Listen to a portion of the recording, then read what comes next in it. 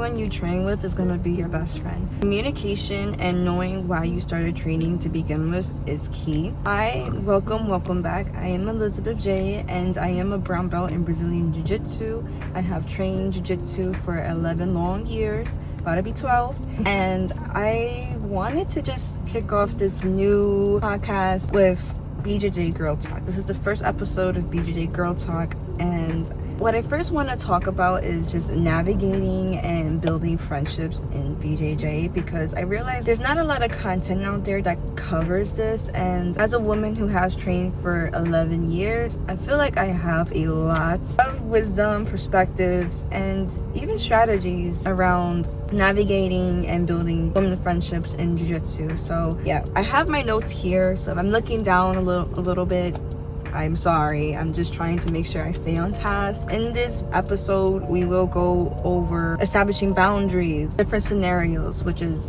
training with hobbyists, training with competitors, training with competitive personalities, what to do and how to navigate if your friends or your good training partners get promoted before you, especially if you were there before them. Other scenarios such as one of your training partners switches gyms or just stops training, and cliques and conflicts. We're gonna go through all of these topics and how to navigate, and I will also be sharing some personal experiences with you all, just so you guys could really relate and know I'm not just trying to have this cookie cutter, this is how you gotta do things. No, there's no such thing as how to do this correctly, because every scenario is different. But from my years of training Jiu-Jitsu, I figured I would have probably good perspectives and angles to deal with this topic. So grab your popcorn or your coffee, water, any bev that you like, get a nice comfortable pillow, and let's just talk. And if you really like this series, please like, comment, and subscribe, because I will be making more and more videos like this. Because yeah, I don't see that many jiu-jitsu communities out there, especially for us women practitioners. There's no communication other than you just gotta compete or train hard, and hey, that's the love of jiu-jitsu, that's the love of the game. But figured there are a lot of women out there who are like myself, who are hobbyists, and they need some guidance. And as someone who also trained from a young girl into adulthood as well, yeah, let's talk. So first and foremost, the best thing to establish is your boundaries.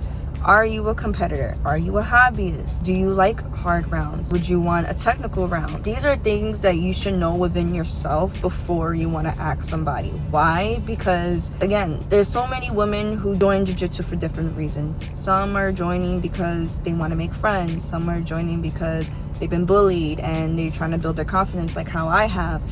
Some are just want to be competitors. There are some who are training for their mental health, break social anxiety. It's a lot of different things. There's some women who even train just merely because they want to lose weight and just be more active. So therefore, you want to establish these boundaries and know who you are as a practitioner stepping on the mats for the first time, and never forget your roots, okay? I have definitely been in a scenario where I started training jiu-jitsu more consistently when I was younger, and I, for whatever reason, started to believe I wanted to be a competitor. And obviously there was things I couldn't control, but eventually I realized competing was never meant for me. Jiu-jitsu was more meant for me learning how to self-defend and just have a hobby and connect with women. Some people will, like myself, go through that phase and lose themselves just to find themselves again. But if you could just have a focus point on why you're training jiu-jitsu, I say stick to it. And no, I am not saying to not do a competition once in a while if you want to.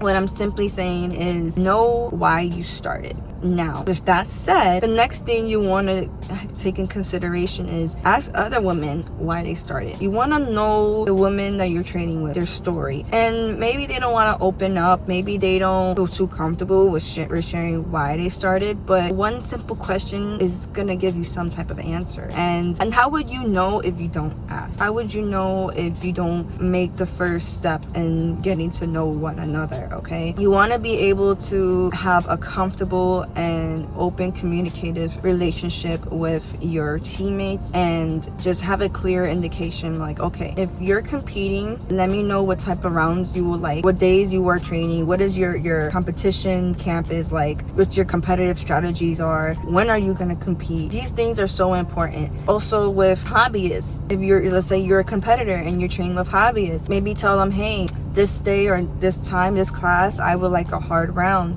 Would you be down to have a hard round with me? I'm trying to compete.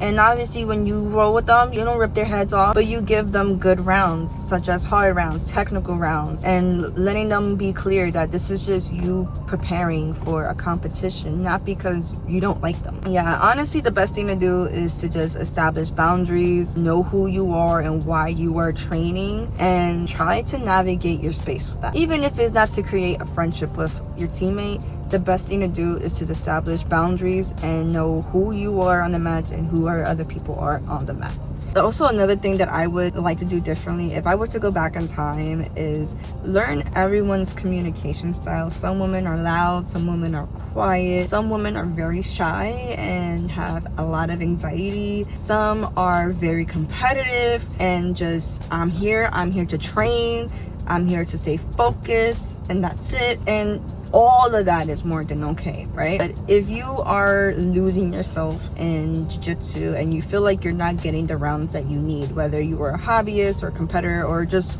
want a tough round or technical rounds, flow rolling, then I would suggest you learn everyone's communication as well as your own, and learn how to, again, establish these boundaries. Now, let's get into scenarios. Now, the first scenario is training with other hobbyists. I want to also share some personal experiences with each scenario, and some scenarios I will kind of like put them together, so bear with me. But the first scenario, again, will be training with a hobbyist, and what you could do to just make sure you guys are having a cordial teammate friendship, or not necessarily friendship, because obviously you don't have to be friends with people you train with, but you could also just have a good supportive sportsmanship with your women teammates. First and foremost, you just want to be sure you're not giving them too much of an easy round, but also you don't want to like hurt each other. I remember this one time, I was a white belt and I think it was actually my second or first class, and mind you, I'm learning my environment, I'm learning how, you know, you stop rolling when bell rings or whatever,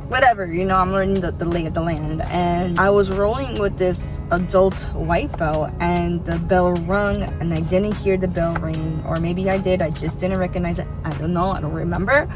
But because of that, I was still continuing trying to sweep this woman, and she got mad at me. And instead of talking to me and saying, hey, you're not supposed to be doing that, whatever, she hold a grudge. And obviously being young and freshly new to the gym, I didn't know how to communicate with her and say, hey, I'm sorry, I didn't mean to do that on purpose. And in my own adult mind, I feel like she should have been the one to say, hey, it's okay, it is what it is, it happens, because I don't think I was going hard on her at all. But long story short, you know, I've learned from that situation, and I've learned moving forward, even to this day, if I'm going to be training with somebody, I'm going to take into consideration how long they've been training. If this class is their first time rolling or their first class ever, do they have injuries? Do they want to have a hard round? Like, these are things you just want to consider. You want to just be able to know, okay, this is what I'm working with, and let me just meet them halfway. Especially if they're meeting you halfway, you should definitely meet them halfway. Honestly, that situation should have been held differently in my own personal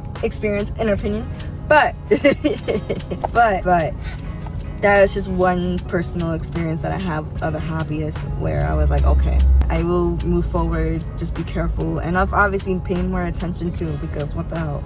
Another situation that I've been through was I had a injury, and I was rolling with this girl. She was a higher belt than me at the time. I think I was a green belt, and I had a knee injury, and we were doing these positional sparrings, and in the positional spar we had to move like the person's leg, but in our round she kept kicking my knee injury. And I told her, hey, before we even started, hey, please be careful with my injuries. And for whatever reason, she didn't stop, and that caused my leg to get worse than what it was. And yeah, this is why I say I'm gonna mix the scenarios, because this scenario also ties in like conflict and training with competitive personalities, because that was very much her. She had such a egotistical way of training.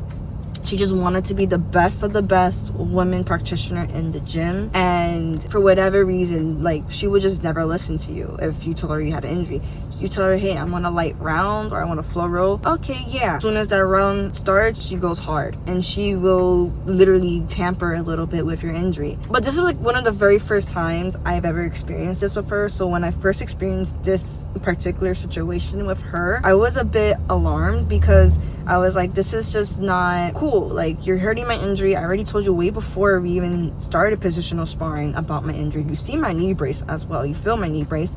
And I don't understand why you're not respecting that. And this is crazy coming from me being like a 17-year-old green belt telling a grown woman this. And again, I am not perfect. I'm not perfect at all, but I'm just giving scenarios that I have experienced. But for this sake, you know, I was kind of like worried about what was going on, because after a while and my knee feeling like it was just blasted out of its kneecap, I was just genuinely confused on why the situation was happening the way it was, you know. And this girl, after we rolled, she wasn't really weird. She was very cool, collective. So again, I was just not understanding. I went straight to my coach about it. I told him exactly what happened and who it was with, and after that, oh my god, hell just broke loose. She got so mad. She started telling everyone at the gym that I wanted to make her look like a bad guy and that she was a problem and all this other craziness. And I felt like, damn, so what do I do if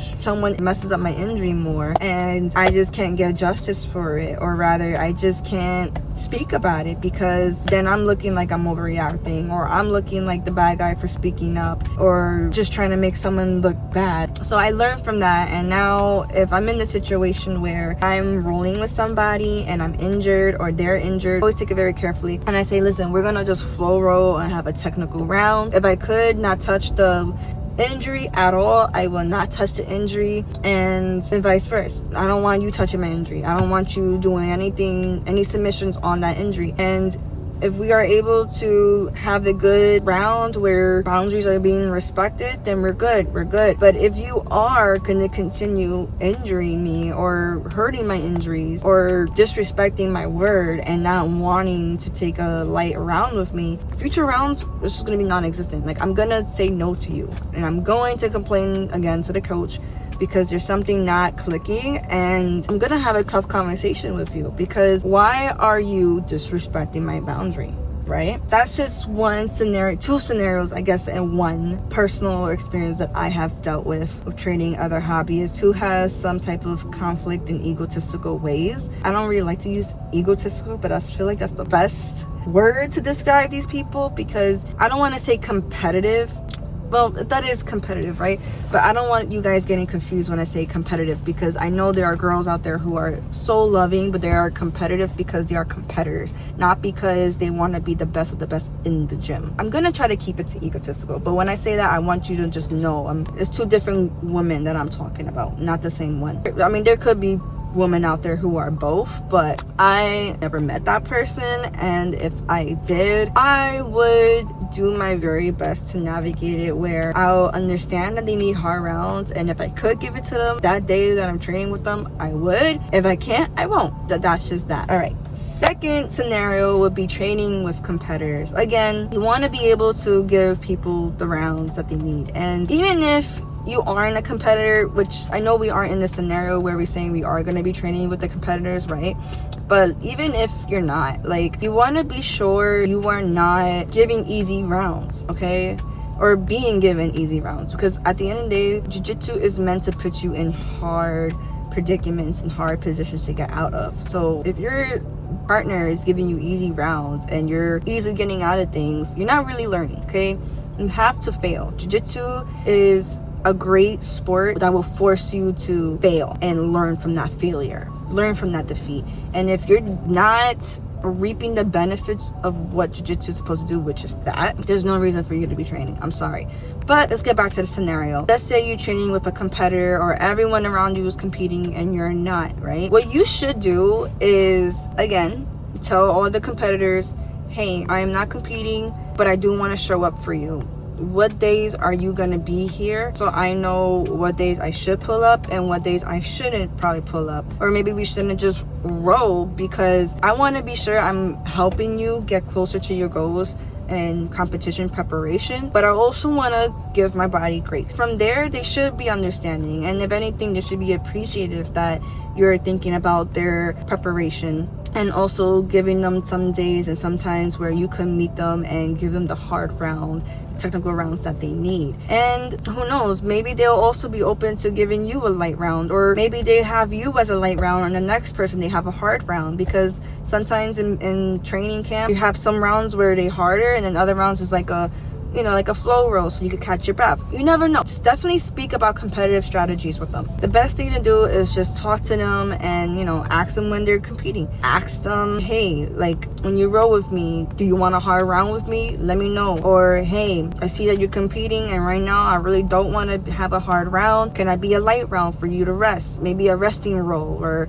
we have technical floor rolls and it helps you rest and it helps me still train. It's so good to just speak about those things. As one time I was actually in preparation for competing, but I ended up injuring my elbow, so I couldn't compete. Before I even signed up, I was rolling around with these two girls who were going to compete, and every round it was just like, yo, like, this is just getting ridiculous. And I didn't know how to communicate with them and saying, hey, like, not every round I want to go crazy, not every round I want to go hard, I kind of just want technical rounds. It was a little bit difficult for me to navigate, and at the end of the whole situation, once they competed and I realized I couldn't compete, I was a little bit bummed out, because I was like, damn, like, I ended up even trying to compete on the same day as them, and I ended up getting injured by one of them during preparation. And honestly, it was on me, because I did not know how to communicate and manage my classes with them.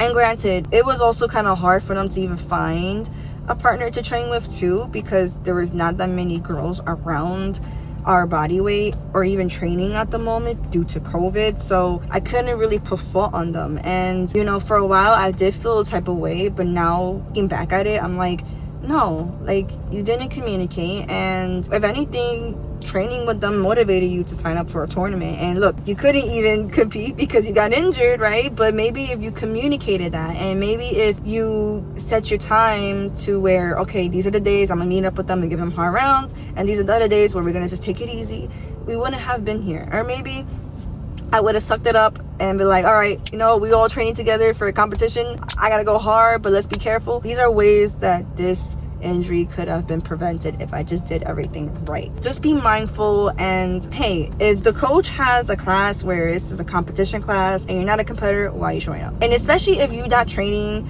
off the mats, like, you're not strength training, you're not doing any type of hit, you're not active, all you do is work and go straight to jiu-jitsu as you work out, why are you showing up? Because you're just setting yourself up for injury, you're setting yourself up for major body strain, and respectfully, you're not giving them a good round. You're not, because if they're doing everything they have to do to condition their bodies off the mats in order to be really good on the mats, you're giving them way too of an easy round. Even if you are really freaking good at jiu-jitsu, I'm sorry, you're not giving them a good round, you're not being a good partner. And which, that's what my whole YouTube page is about. I am a hobbyist, yes, but I like to train my body where if I ever want to compete, or my teammates want to compete, I'm able to show up for them the way that they need. So if that's something that you're interested in, definitely hit that subscribe button and welcome to the community, because yeah, you want to be able to train where if you ever want to compete again, or you want to meet up with the girls who are going to compete and they need a good training partner, you want to be here instead of all the way down here if you're conditioning. So back to the episode, just communication. I cannot stress that enough. Communication. Now, other women with competitive personalities who are egotistical. Okay, I have dealt with so many scenarios, and this scenario in particular will also tie into conflict and clicks, I feel, because it's kind of all together. And I'm gonna give you a few scenarios from my own gym, and everyone that I mentioned in this video that I have dealt with, they're not here anymore. They don't train with me anymore in my gym. So girls from my gym, my loves, none of this is about any of y'all. Y'all are amazing, okay? And I will get into more on why we are amazing in my gym later on in this video, because a lot of inner works both on me and my close friends from my gyms. We did a lot of inner work. We did a lot of work to get the beautiful tight circle we have today. So anyway, training with egotistical women, oh my god, I swear to god, it's like pulling hair out of your head.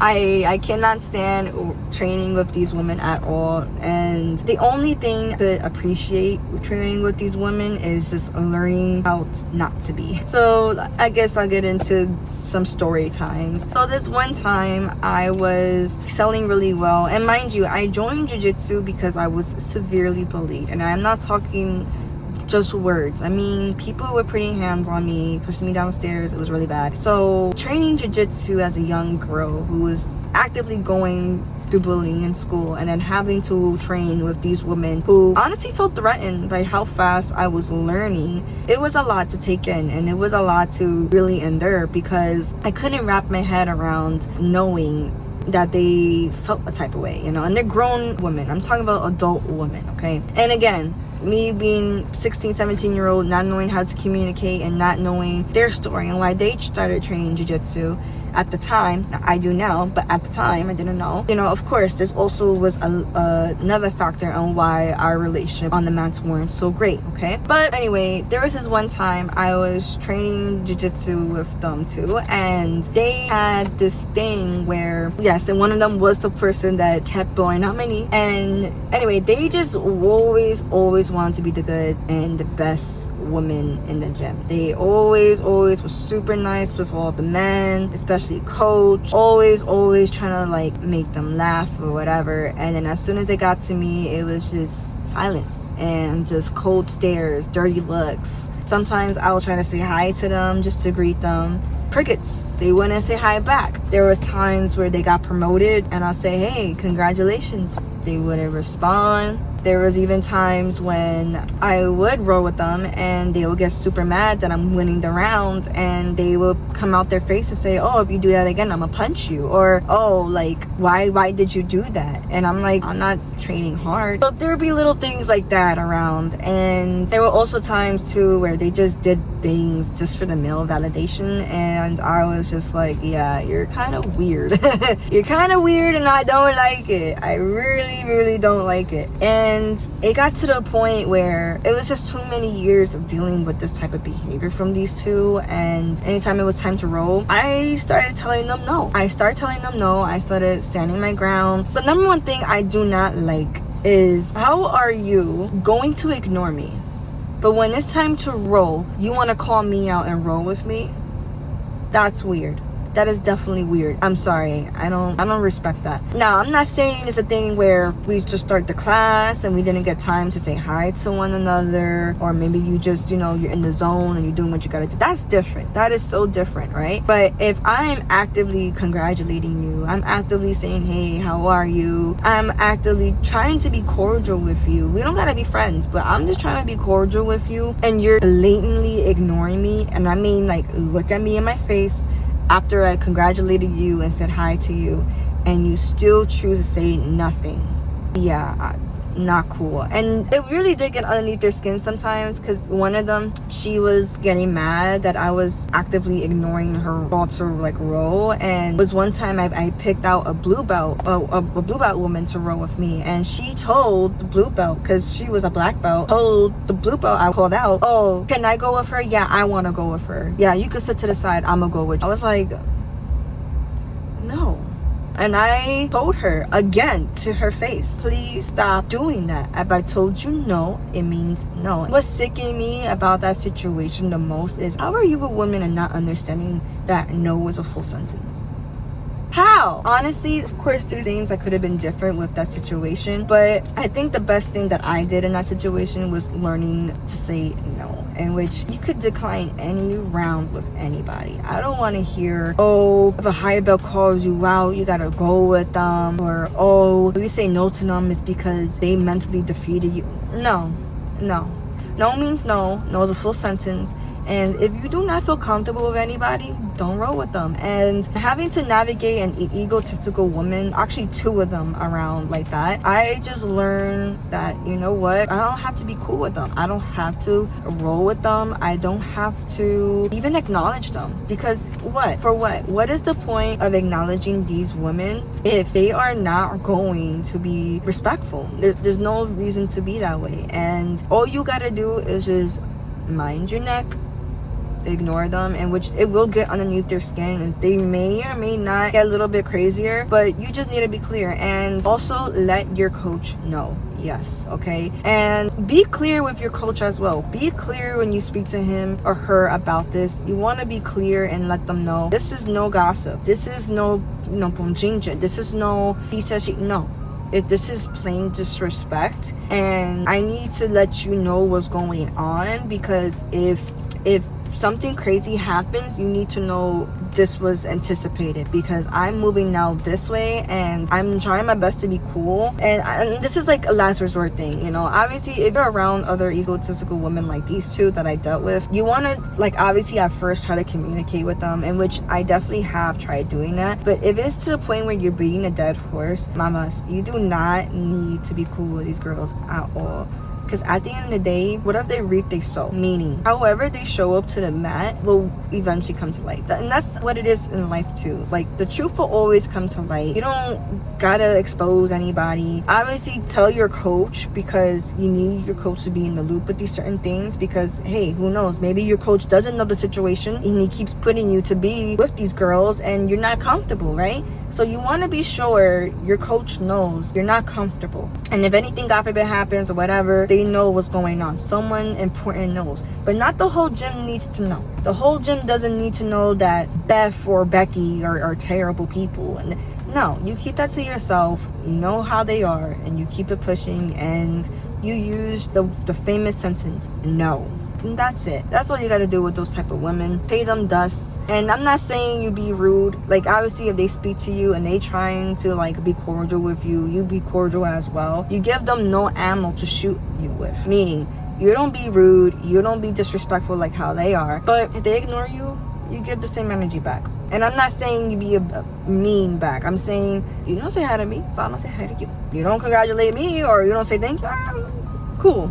Like, you just keep it that way. Again, if it gets worse, at least your coach knows what's going on, and you report to them and you let them, your coach again, I'm not comfortable and this and that, and you jump. But yeah, that's one scenario, and that's an extreme scenario I know I gave you girls, but honestly, like, at the end of the day, you gotta stand up for yourself. And at the end of the day, if you're dealing with women who just bring conflict, cliques, or just wants to prove themselves to you, like, yeah, like, I could hurt you, but I'm not even gonna acknowledge you or say hi to you or even say, like, oh my god, thank you because you congratulated me. Like, those are, like, really bad girls to be around. Now, let's say you're around an egotistical woman or a competitive personality, right? But they're not that much of a bad person, and they actually do say hi to you, or they actually, like, do acknowledge you when you congratulate them. Then you be a little bit okay. Like, you be cordial, and again, you utilize communication. You say, hey, I want to have a flow roll, or hey, I want to have more of a technical round versus a hard round, or hey, are you competing anytime soon? Because, you know, you go a little hard and I'm trying to understand why. Is it because you see potential in me and you want to push me?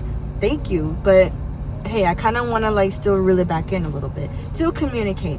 I know I should have said this first before the extreme, but that's the best thing to do. And as someone who has been in this situation in an extreme way, obviously I use this first with them. I always communicated. I always was trying to be cool, cordial, because again, I was at a gym, still am at a gym, where there's not many women that train. Of course, I'm gonna try my very best to cool and cordial with the women that I have at my gym, right? You always want to start off with everybody on a clean slate. It's as how far as they go that you be like, okay, all right, I gotta start putting my foot down a little bit here. Or okay, you know what? No, we're not rolling. I'm not speaking to you. I'm never even probably gonna like cool with you because you're being disrespectful. Now the next scenario I want to get into, because I could talk so many days about that topic. Another scenario is, let's say you're training with girls who started jiu-jitsu after you and get promoted before you. So first and foremost, and this is with anything in life, okay, never ever compare your journey to anybody.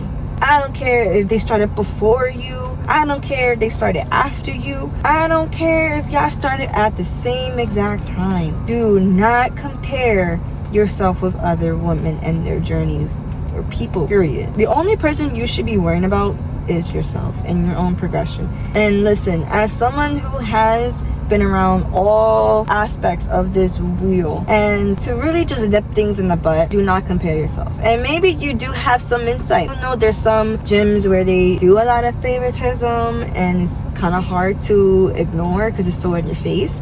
But if your situation is not like that, or if it's hard for you to pinpoint that being the reason why your gym is awarding other people before you, mind your business. Mind your business, okay? And if you are really about building other women up, because let's say you joined jiu-jitsu for I did, to meet other women and have encouragement, confidence, and feel like you have a home, you should be happy for your teammates. You should be able to celebrate them. You should be able to clap for them even if you're not getting promoted, okay? Don't be jealous. Don't be envious. Accept the reality for what it is and learn to just know your time will come. Your time will come. And if you are genuinely confused on why maybe you're not being promoted, communication. Again, this whole video is about communication, guys. Speak to your coach. Speak to them. Hey, I realized I didn't get promoted. What are things that I need to do in order to succeed to the next level? What are the things that you probably did tell me that I'm not listening to? What are things that you see that I don't? That's as simple as that. And what you do is you show up every day and you be cool, you be cordial, you be collected. And if you really do feel jealous or envious, maybe you're the problem. I'm gonna tell you. And maybe your jealousy is the reason why there's animosity in the gym. Maybe. Are you approachable? Are you clapping for your teammates? Are you actually happy for them? Because at the end of the day, like, we're all striving, right, to succeed in jiu-jitsu, whether that's to learn more, get a higher belt, or both, right?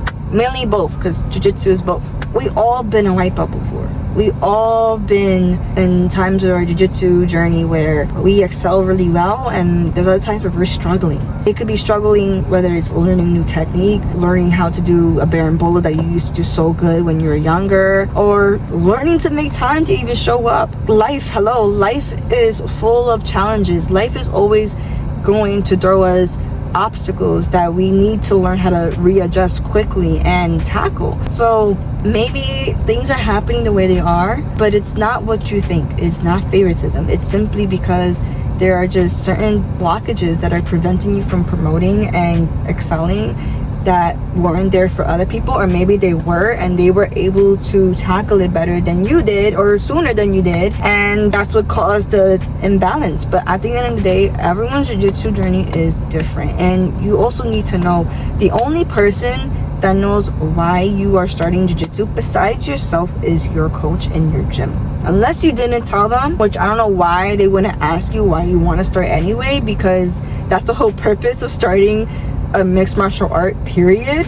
And which honestly, if they don't ask you why, maybe they're not a good gym. But I know my coach knows why I started jiu-jitsu, just how I know he probably knows why my teammates started jiu-jitsu.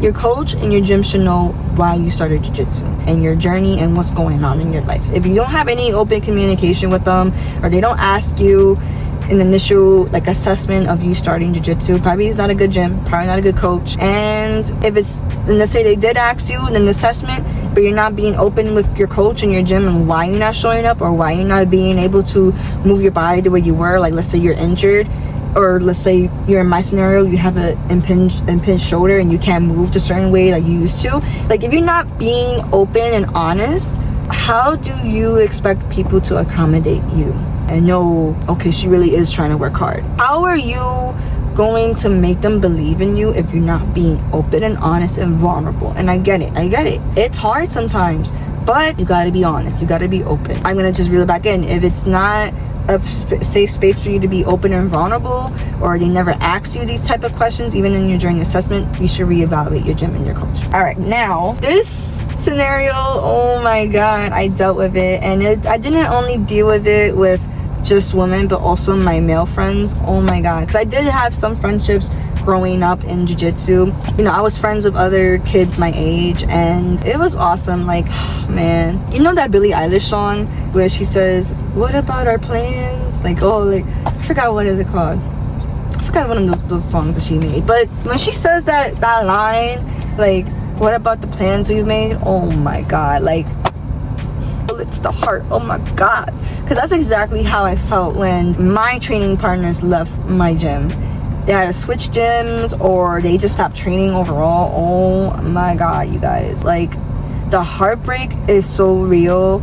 I wouldn't say betrayal, because I don't really know how to feel betrayed in that situation, in which if you have felt betrayed, you could be honest here. No one's gonna judge you, and just so you know, any rude or weird comments on my stuff get deleted. I don't care. I don't want your engagement at all. I don't care. Feel free to be vulnerable and honest on my comment section, and let me know, have you ever felt betrayed when favorite training partners left the gym or just stop training? Because I never felt that. If anything, I felt just heartbreak, because again, as a young woman training in a gym with two egotistical women, and not enough women or girls at that in my classes, of course, when my training partners left, I felt heartbroken. I felt lost. I felt like I was being fed to the wolves because I'm like, how the hell do I start having good friendships on the mats now? Like, I felt so alone. I just felt so displaced, and I generally did not know how to navigate this. But looking back,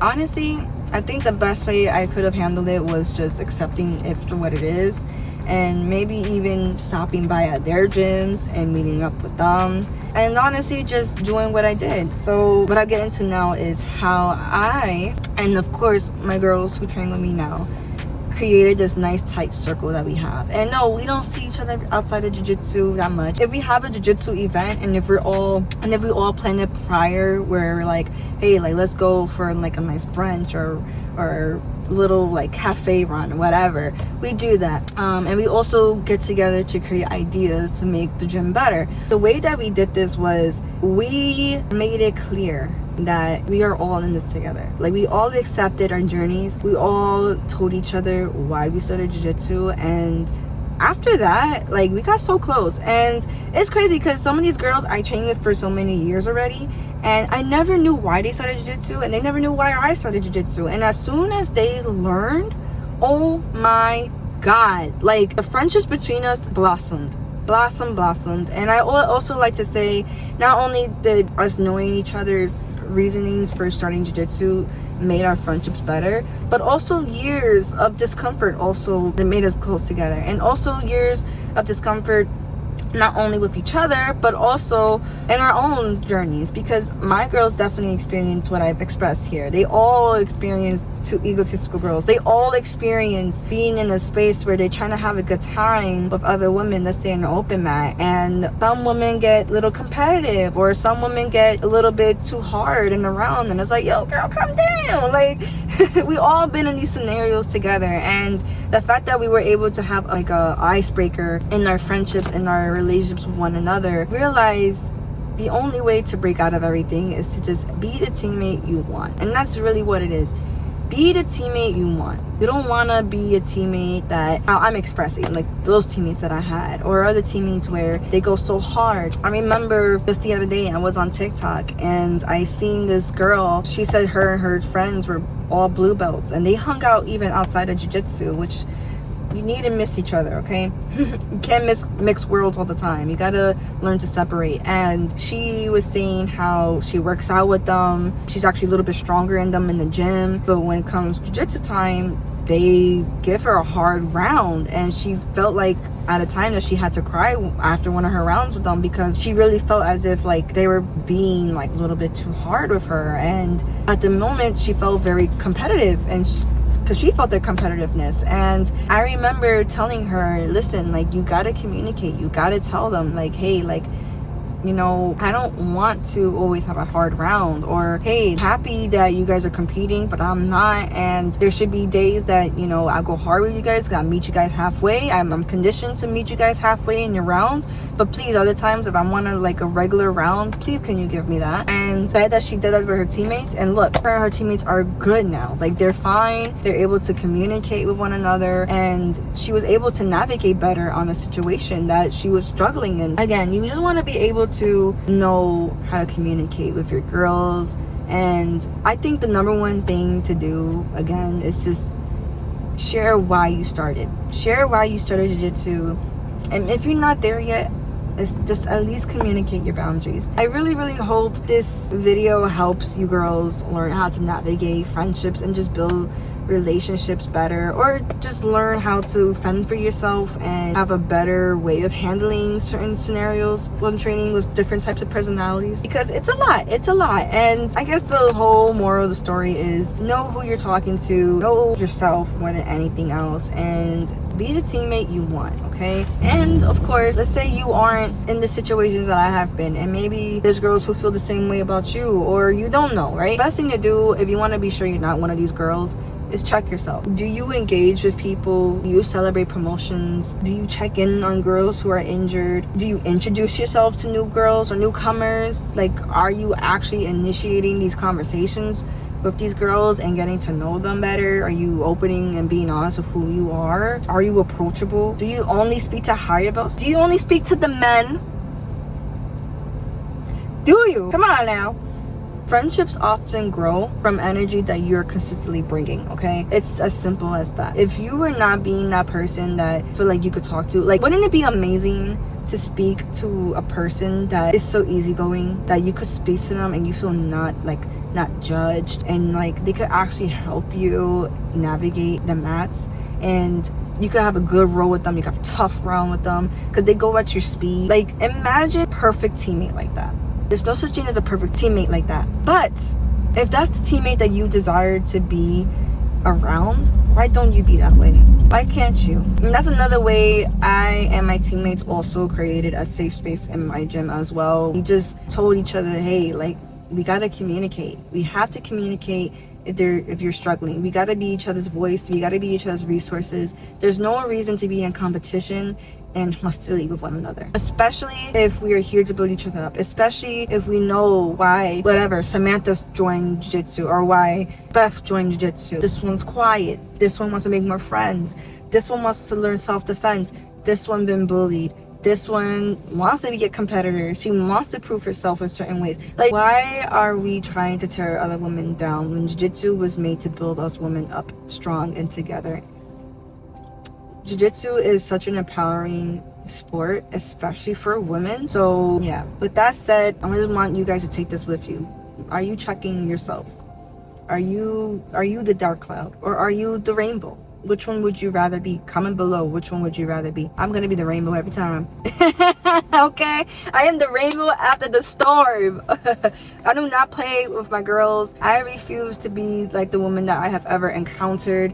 I am so for building women up and encouraging women. I go at everyone's speed. If my girls want to have a hard round with me, I give them a hard round. They want technical rounds, I give them a technical round.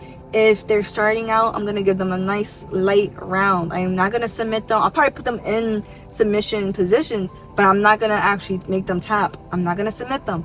Why? Because I want them to enjoy jiu-jitsu. I want to be the person that they could come to and say, hey, I'm struggling, or hey, this is what happened in our round and I want to talk to you about it. Can we have a mature, good conversation about it? Like, there's no reason. There's no reason. And everyone's learning from each other, okay? I'm even learning from my lower belts because they teach me to have patience. They teach me I was once here. They make me remember who I was. Just how I train with higher belts, just how you probably train with higher belts, and you say, oh my god, one day I want to be just as awesome as they are. Like, we really do learn from one another, and that's what I want to just share here with you guys. If you really like this video, please like, comment, and subscribe, and I really hope you guys resonated with the majority of what I said. I am so sorry if this is a long first episode. Comment below what's one lesson you've learned about friendships in Brazilian Jiu-Jitsu. Have you ever had to navigate a difficult friendship or conflict at your gym? And what did it teach you? Comment below. Let's connect and stay tuned for the next episode. Probably be like once every month. We shall see, okay? I love you girls. Bye.